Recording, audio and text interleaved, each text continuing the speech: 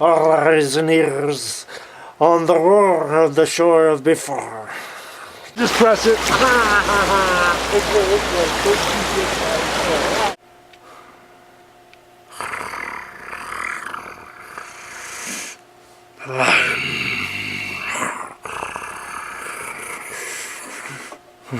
God of technology.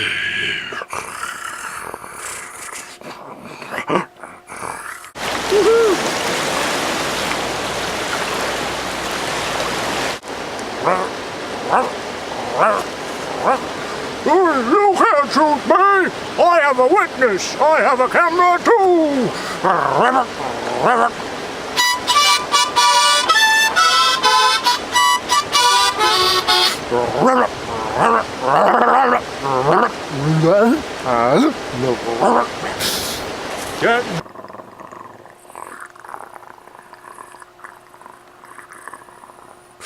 This is Jeremy, the River Lion, DJ.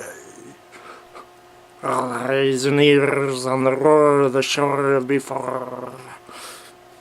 The horizon's door rise up into the river's roar. This is Cool Cat Radio, 4:20 a.m. and p.m. on your FM dial. Smoking hot hits 24 hours a day. This is where every sound you can dig on the vibe flowing from me to you.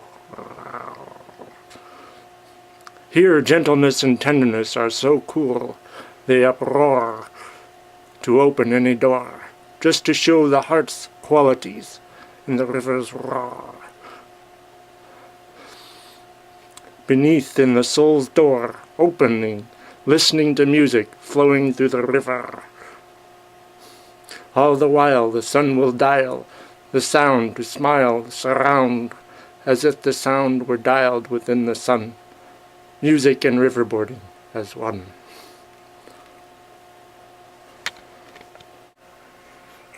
Meet my friend Unison.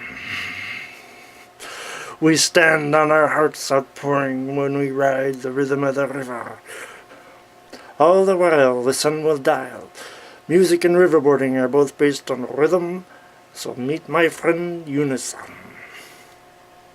All moves flow to make sound, and all sound moves to make flow. That's how we feel riverboarding. Movement and sound resound in unison. To play is to ride the rhythm. When we ride, I wonder if I will turn back into a prince after the Lady River kisses me.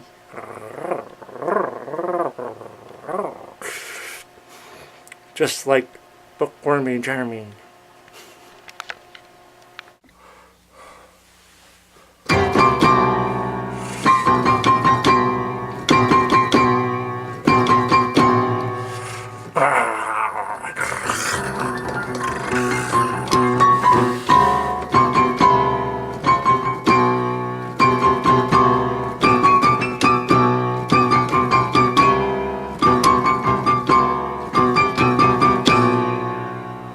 Today, we're going to talk about the one-all republic.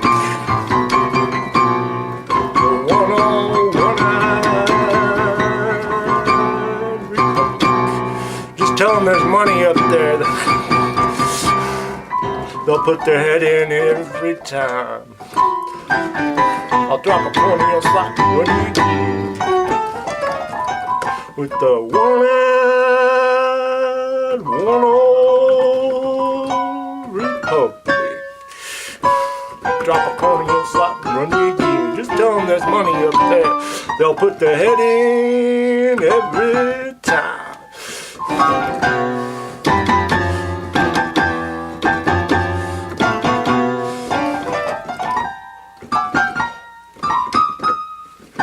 The one-eyed, one-on, brown-eyed republic. Just tell them there's money up there. They'll put their head in every time. Answering to a blind authority. One-on.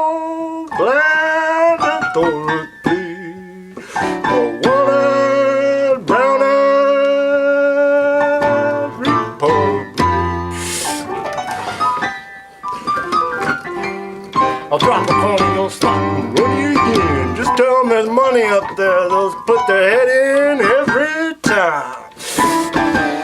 The one-eyed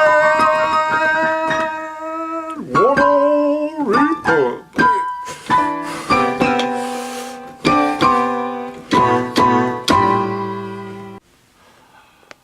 Hi, Jeremy the River Lion DJ here. Today we're going to do a book reading from Ken Wilber on his book The Eye of Spirit, an integral vision of a world gone slightly mad. Page 132 to 100, the conclusion of the integral art and literary theory. Let us realign the postmodern scene more adequately. Contexts are boundless means, not nested lies and arbitrary constructions, depending only on an egoic whim, but nested truths, anchored in a wider and deeper realities.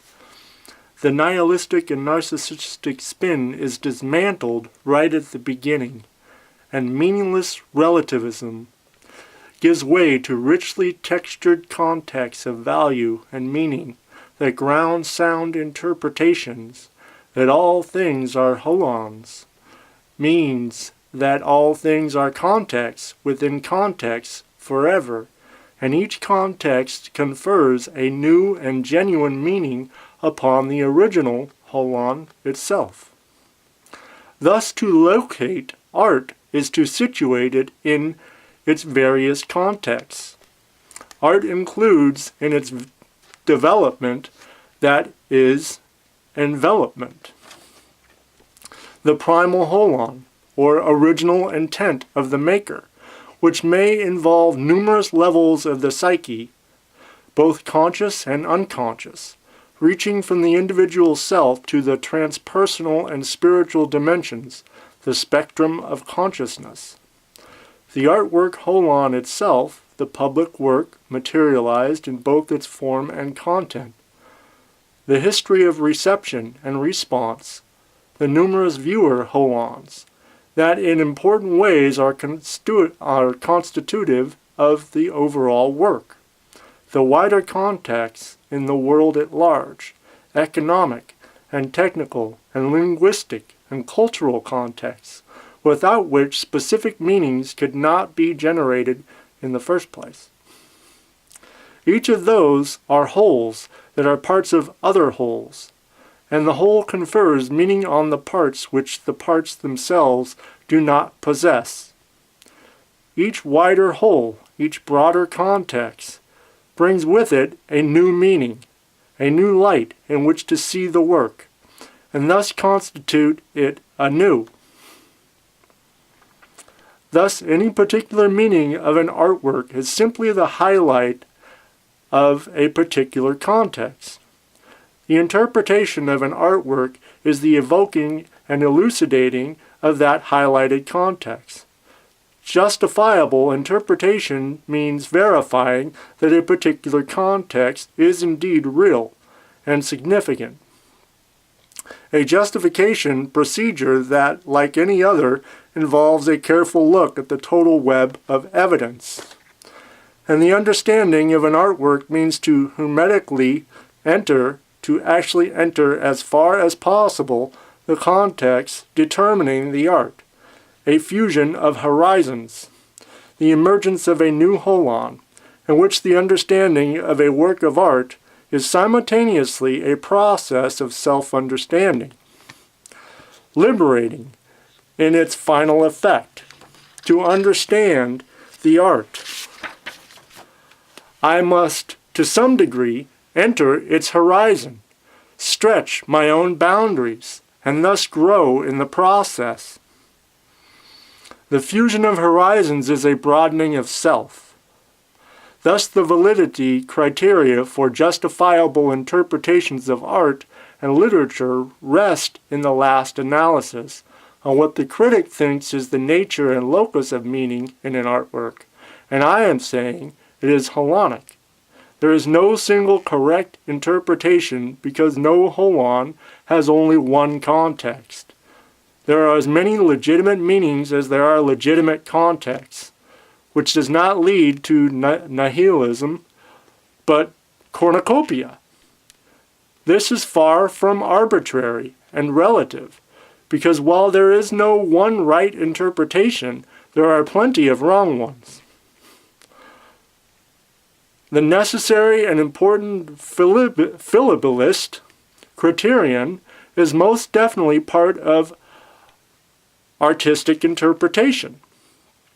Interpretation is dependent upon the circumstances in which it occurs.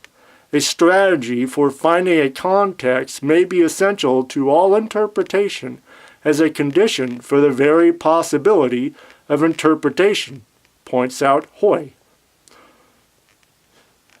Indeed so, but not just as a condition for the possibility of interpretation, but rather of existence itself. There are only hoans. An integral theory of art and literary interpretation is thus the multidimensional analysis of the various contexts in which and by which art exists and speaks to us in the artist, the artwork, the viewer, and the world at large, privileging no single context, and it invites us to unendingly open to ever new horizons, which broadens our horizons in the process, liberating us from the narrow strains of our favorite ideology and the prison of our isolated selves. End quote. Hi, I'm Jeremy the Happy River Otter. Oh boy, oh boy, oh boy, a rather large excitement has just occurred. Well, I get to go riverboarding. Oh boy, oh boy, oh boy. All right. Oh boy, oh boy, oh boy. Thank you for the blessings of the river. May all rivers cross the river of bounty. Oh boy, oh boy, oh boy. For the future generations, oh boy, may the river prosper, oh boy, whither thou flows, where thou goest, where far off art thou, where thou flowest, there thou goest, keep a firm upper chin to the cheeks, oh, and don't be a polluter, oh, don't you know, where far art thou, whither thou flowest, where thou goest, don't be a polluter.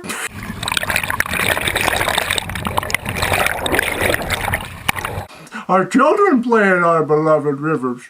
You wouldn't crap on them, would you? I mean, you usually clean up the crap on them, don't you? You might want to be happy and play in the rivers, with the happy river horticulture, it might be kind of fun. You might give it a try, you might like it. Take care of what takes care of you.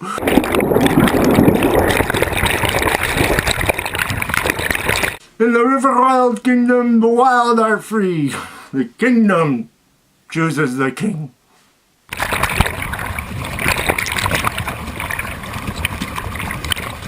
Who knows? We may even be able to get the city people to start acting civilized.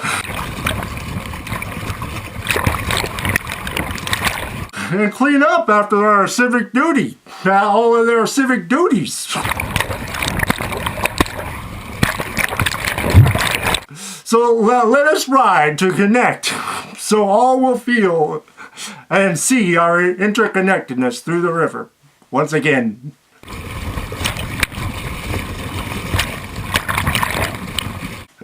Oh boy, we get go riverboarding. Oh boy, we get go riverboarding.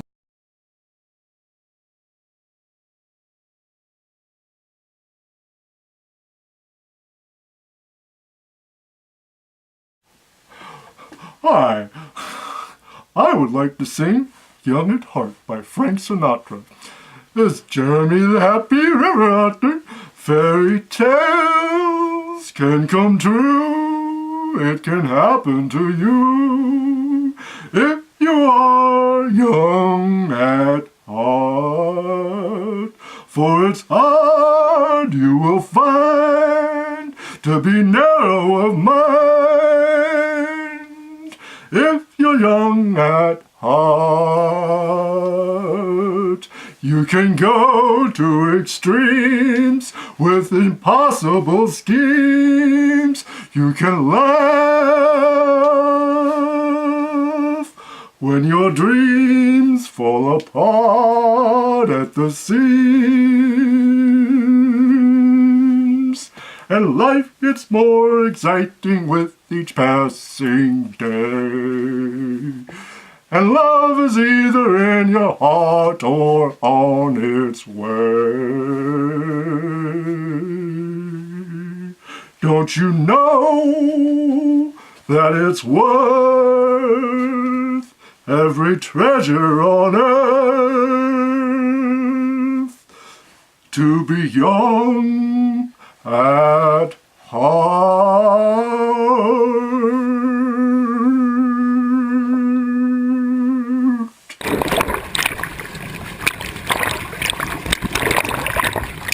For as rich as you are, it's much better by far to be young at heart. And if you should survive to 105, look at all you'll derive out of being alive. And here is the best part. You have a head start if you are among the very young at heart.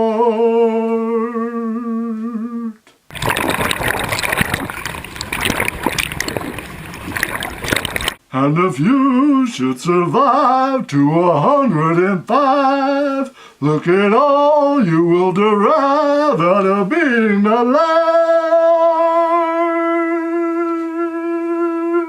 And here is the best part. You have a head start if you are among the very young at heart.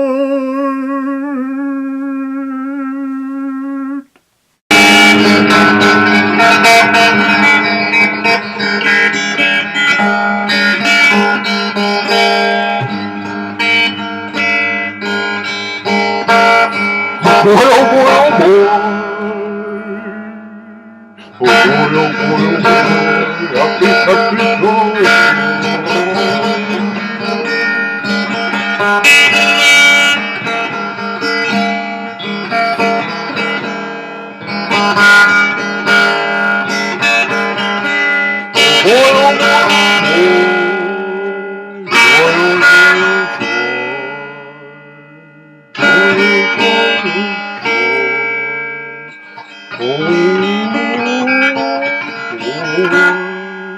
Love the large excitement is just a fun. Oh joy, oh joy, oh joy.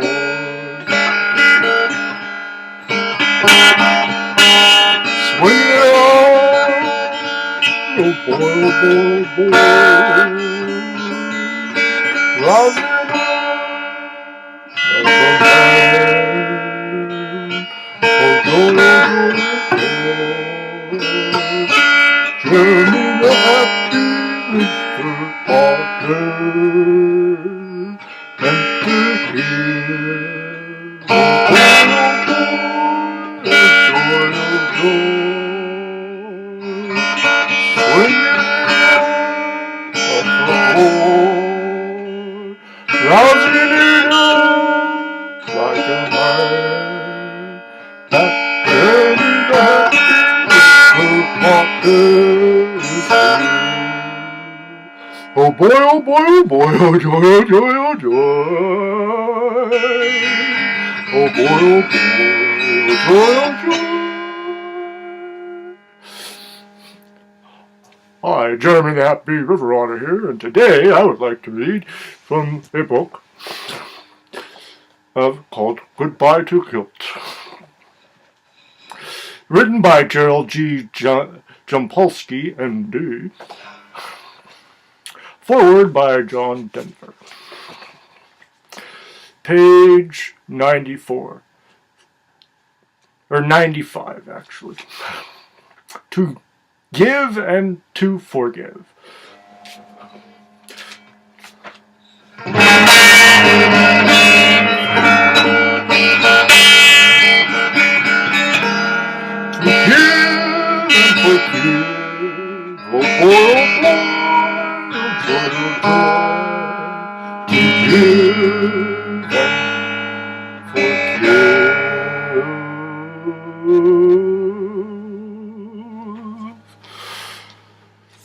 We can feel the peaceful presence of God when we take one instant at a time and make that moment only for giving and forgiving, instead of getting and blaming. As we learn to give more and find that giving is receiving, we can then see why it is important to let go of our investment in guilt and condemnation and blame. In doing this, we realize that we must accept responsibility for our freedom and happiness. Oh boy,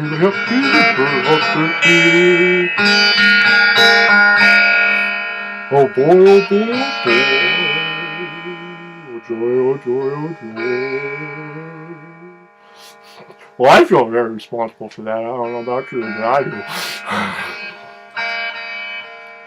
In doing this, we realize that we must accept responsibility for our freedom and happiness, since we can be hurt by nothing but our own thoughts.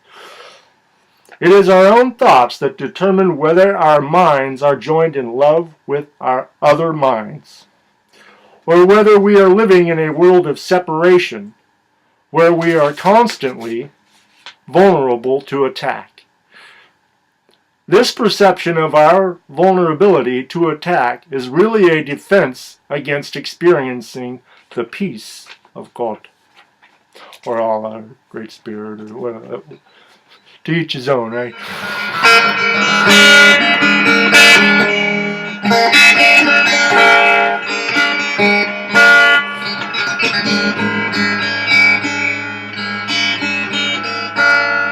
Oh boy, oh boy.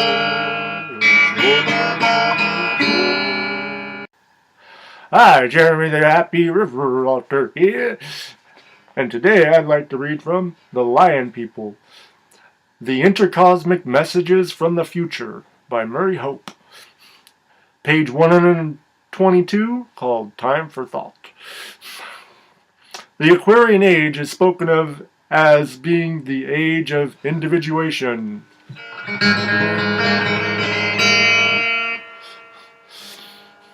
Or a time in the history and evolution of our species when we learn to separate from the collective in a way which dispenses with the psychological need to adopt a militant approach against the established codes of these younger in spirit, who still feel the necessity to shelter beneath its umbrella. The process of maturation is ever a painful one. The normal growth pattern affecting the onset of puberty, tending to produce rebellious and often antisocial behavior. Later in life, when a more rational stance is adopted, the folly of these attitudes and their effect upon society usually become obvious. True spiritual individuation does not follow the pattern adopted by the physical world, but rather embodies a process of clear thinking, personal discipline, individual responsibility, planned acceptance, and cooperation with all other life forms with which we share this planet. After studying Peshat philosophy and working with Caney and McKeely since 1980, I have reached the conclusion that the messages they are trying to convey is mainly concerned with forsaking the realms of spiritual adolescence and aiming for the kind of maturity that could prove to be the salvation of this planet. The future of our civilization would certainly appear to be at stake. One does not need to be in telepathic communication with aliens to realize this. The evidence bombards us from all directions. Of course, it would not be the first time in history of Earth that an abrupt and tragic halt had been effected. Classical mythology supplies us with information about this fact. If we care to look beyond the folk story myths that conveniently obscure their truths from less perspective eyes, the Pashats believe, as I do, that if order is to emerge from the chaos that faces us at present on this planet, we have to do some serious thinking and take remedial action before the other intelligence with whom we share this sphere take matters into their own hands. What can we as individuals do to help the situation? If we strive towards personal individuation, will that immense struggle with the self really be of any benefit to the world group as a whole? There is a flourishing market in self-enlightenment package deals, books, tapes, and lectures purporting to teach us how to meditate, heal our own ills, forget our troubles, and blossom into instant masterhood are well advertised. As someone who has been around in this scene for over 35 years, I find myself entertaining more than a hint of skepticism. While a New Age consciousness is obviously dawning and many people are striving for a kinder, more caring society, the casualty rate is frighteningly high, especially among the young. New freedoms that are not tempered by some kind of ethic, direction, or individual responsibility are causing a great deal of suffering. Not only those whose indulgences are the prime cause of their own condition, but also to the people around them who care, and to the flagging social systems that would appear to be fighting against immense odds to prop them up.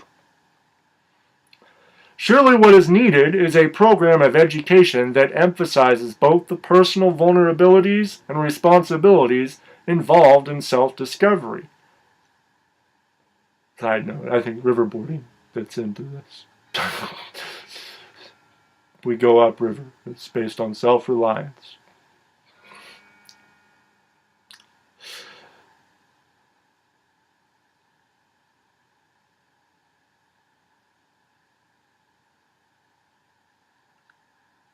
One cannot fail to observe that many who seek to find themselves end up discovering some less desirable aspect of their id, or lower nature, rather than their transpersonal or higher frequencies. This attitude is encouraged by certain sections of the psychiatric or counseling profession who laugh all the way to the bank while their unfortunate patients emit wild shrieks and animal noises in the cause of so-termed liberation. Perhaps some do feel better afterwards, but then so does an angry, petulant child who has just been allowed to smash a beautiful object in the guise of self-expression, which is another term for getting its own way. In view of my comments, it would be only natural to ask whether the Pashat exercises could not also be included in this category. I can only say, from my own experience, as well as contacts and letters I have received from those who have already tried and tested them, that the disciplines outlined in this book present no danger whatsoever to the human psyche. In fact, they have a built-in psychological safety valve which restricts their effectiveness to the spiritual stage of development of the user. This means they cannot catapult the individual into realms that he or she is neither ready for nor able to cope with. Yeah, riverboarding catapults you upriver. Just saying. I like to put in my vote for the report. I think that, oh boy, rather large assignment is just okay. I like that. F is reporting. Yeah, that's good. Come on. Okay. After working through the Passat exercises, myself, I did discover many things of which I had been previously unaware, including a hitherto untried God symbol and personal symbol. It took a lot of courage for me to break from the more orthodox occult tradition in which I had worked for so many years and put my faith in a new discipline. But I did it, and can honestly say that the protection, help, care, and love that I have experienced as a result has more than compensated my earlier fears and insecurities. Plachat disciplines most certainly do work. The main difference between the Plachat system and existing concepts of self-analysis would appear to lie in the dangers that are highlighted, the individual responsibility that it stresses, and the methods of externalization suggested to cope with and aid this achievement. A sort of intergalactic thinking, if you like, that leaves limited Earth conceptions of religion, metaphysics, and humanism in the junior classroom and widens the general approach to far greater horizons than those conceived in past centuries of linear time on this planet. This is not to say that all systems of belief were not correct in their time, but that we are now ready to think cosmically rather than paradoxically, one free of the fetters of introversion. We may find it easier to distinguish the wood from the tree and clear the cobwebs of superstition and prejudice that have blinded us for so long. The secret power of Peshat-inspired symbols would appear to lie in their detachment from the existing earth modes, which naturally frees them from the overlays of undesirable energies that have accumulated from the misdeeds and negative thought patterns of people over the centuries. The new time of consciousness demands a confrontation with the true self and an encouragement to seek individuality as an important segment of the cosmic plan, while at the same time becoming aware of the connecting thread between that unique spark that constitutes the individual and the wholeness of the cosmic fire or Godhead from which it originated. Thus individuating, we may realize our natural potential for communicating with all forms of life and intelligence, and our specific role in that time zone we call the future.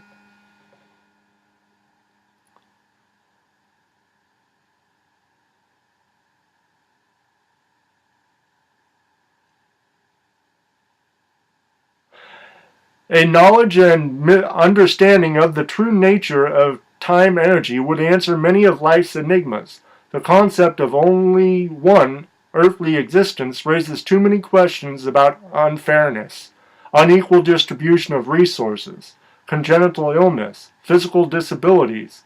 One could go on, and does not like to encourage peace of mind, and does little to encourage peace of mind. Whoops. Understanding or brotherly love. As Caney pointed out in the Why Me chapter, there are answers if people could divorce their minds from the programming of past fears, dogmas, and prejudices long enough to think clearly.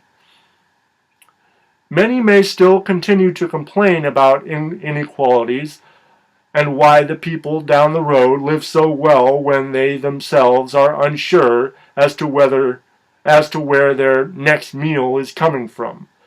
But how many of us know the truths about the lives of those we envy? It would seem that there are problems at every stage and in every zone of time.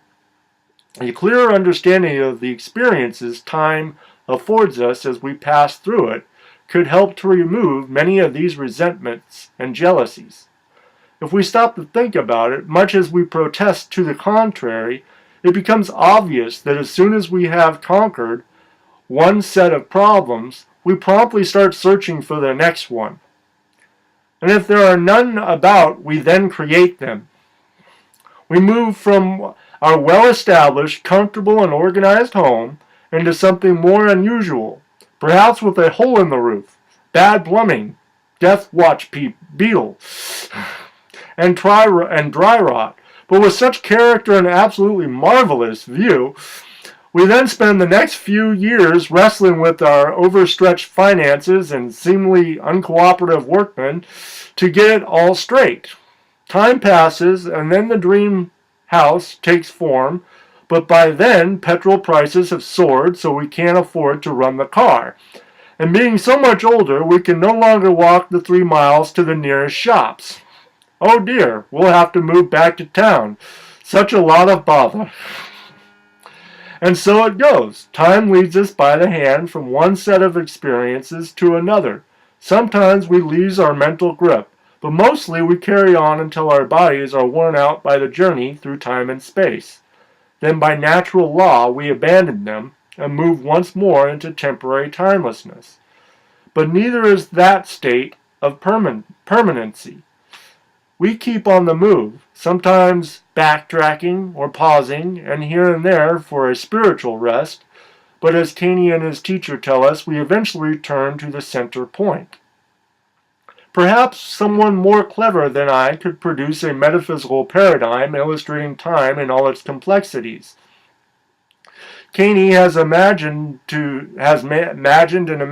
convey the picture to me in a way that I can understand, and I in turn have translated it as best I am able. The ensuing years will no doubt fill in the missing pieces of the jigsaw as the light of science shows with increasing clarity that time contains the key to many things, perhaps even the answer to the secrets of life itself. The extent to which the Pashats have been able to express their knowledge through me has been governed by somewhat physiologically limited memory data banks through which they have been obliged to search in order to effect the telepathic dialogues that have taken place.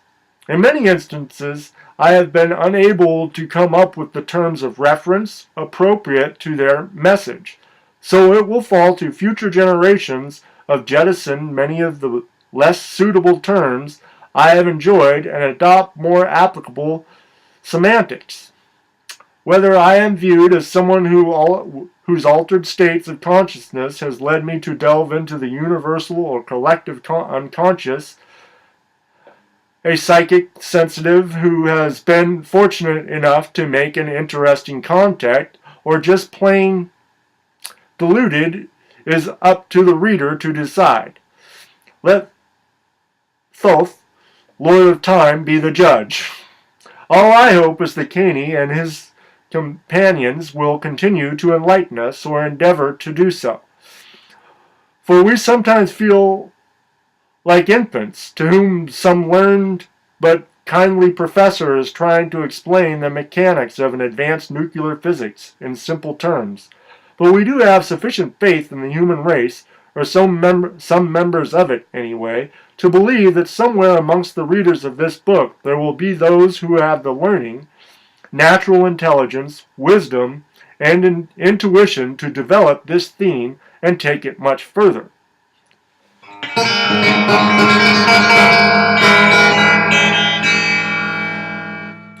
Dare we hope, to the ultimate benefit of mankind and all other life forms within the universe, including Pashats.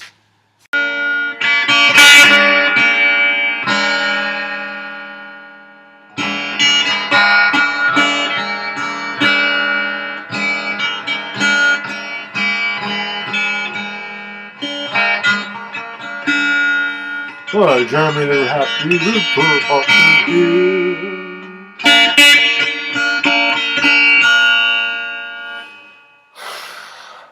Today I'd like to do another book read from The Soul's Code by James Hillman, In Search of Character and Calling.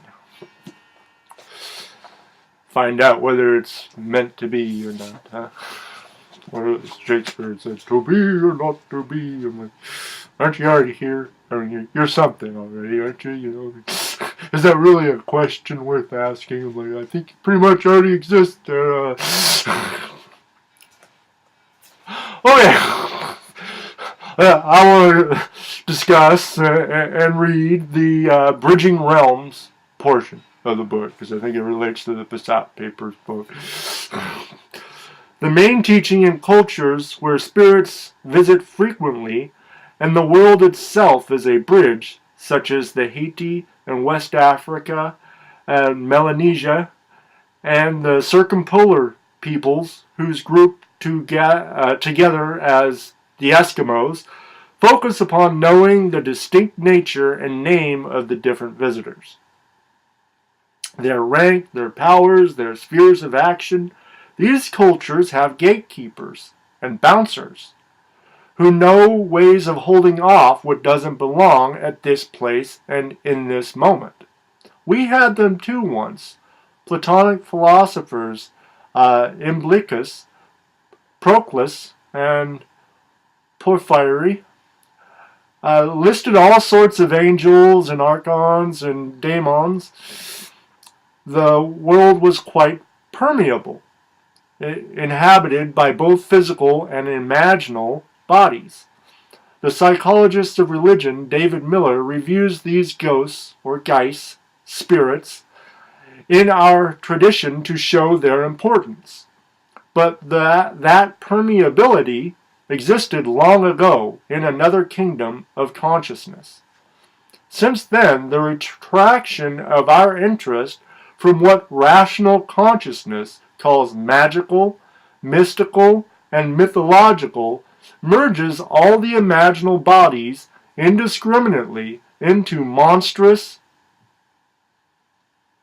bodies. As a result, the invisible becomes alien.